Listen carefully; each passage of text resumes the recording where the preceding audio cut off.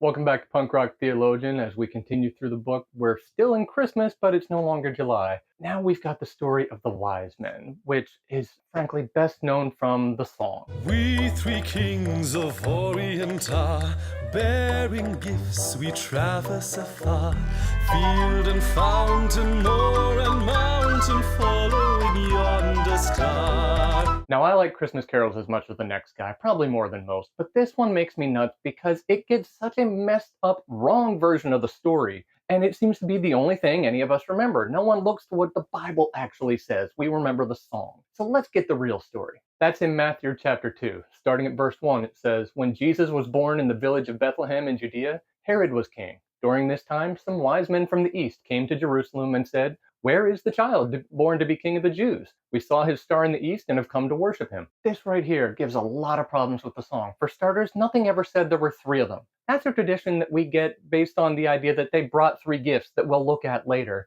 And people just assume, well, one person brought each gift. Eastern tradition actually said there were 12 of them. Matthew didn't write it down for us how many there were. We don't frankly know. Also, it never calls them kings. Depending on your translation, Matthew calls them mages, wise men, sometimes even astrologers. These are people who studied the stars. They were used to looking for prophecies. They were viewed as magicians. We probably shouldn't be picturing a king. Think more along the lines of a wizard. And by the way, when they show up, it's such a big deal that it says Herod is freaking out and all Jerusalem is troubled by it. Ancient tradition said that this was such an entourage coming in that people initially thought it was an invading army. It wasn't three dudes showing up on camels. It was a big, elaborate thing. There's something along the lines of this: Ali Ababa showing up in the big parade and things, or if you prefer, it can be this one. I prefer the classic myself, but to each his own. But most importantly, nothing said they were following a star the whole way to get there. It just said they saw a star and they came to Jerusalem looking for the newborn king. They saw something that they interpreted correctly, I might add, as a sign that the new king, the Messiah, the king of the Jews, had been born. And they come to Jerusalem. They come to the palace because they're looking for a king. That's all they were following was a prophecy. They never said they followed a star. Stop at picturing them following a star. I can't stand this. It's so simple. They saw a sign that they knew meant there's a new king of the Jews. Where do you find a king of the Jews? In Jerusalem, probably at the palace. They set out and went there. They followed that, a prophecy, not a star. Please, let's get over the star, okay? And so they come into the palace. Starting at verse 4, it says, "Herod brought together the chief priests and the teachers of the law of Moses and asked them, 'Where will the Messiah be born?' They told him, 'He'll be born in Bethlehem, just as the prophet wrote.'"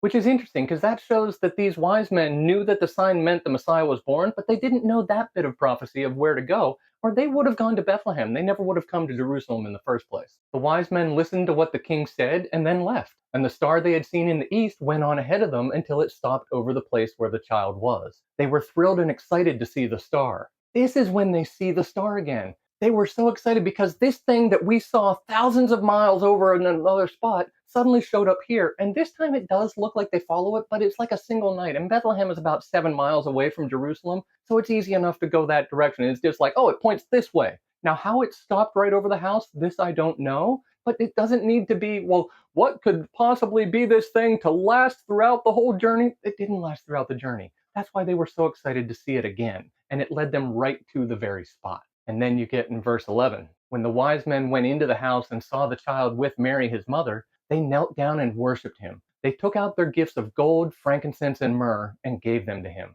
Now, for starters, it says they saw the child, not the baby. Most scholars think this was a year and a half, 2 years after he's born. It's been a while. It took them a long time to get here. But also, here we get the three gifts: gold, frankincense, and myrrh. And it's another one that I think we classically picture very wrong because we're imagining like a chest of gold and a little dropper of the frankincense and myrrh, these precious spices and perfumes and stuff. But these guys made a 2 year journey over thousands of miles to come and worship this king, that it was such a big deal. Do you think they brought little trinkets to him? This was massive, lavish gifts because that's how you honor a king. But my favorite part of the story is in verse 12. Later, they were warned in a dream not to return to Herod, so they went back home by another road. This is really cool because God is speaking to them. That's the great lesson of this because it shows that God will meet you wherever you're starting. I mean, they were bad guys. They were not Jews. They were not God's chosen people. And in fact, they were engaged in astrology, which God explicitly said not to do. And God met them there and reached out to them. And when they responded and they came and they encountered Jesus, they left changed. And now they had their own connection to God, and He's able to speak to them directly. That's still how it works today. God can meet you no matter where you are. And He is ready and waiting to transform your life if you'll just give Him the opportunity. All we have to do is take the step, come towards Him, come to Jesus. You don't have to spend 2 years on a camel going through the desert. We can come to Jesus with a thought, with a word, and He will meet us there. That's all it takes. The invitation has already been made. It's just up to you to accept it.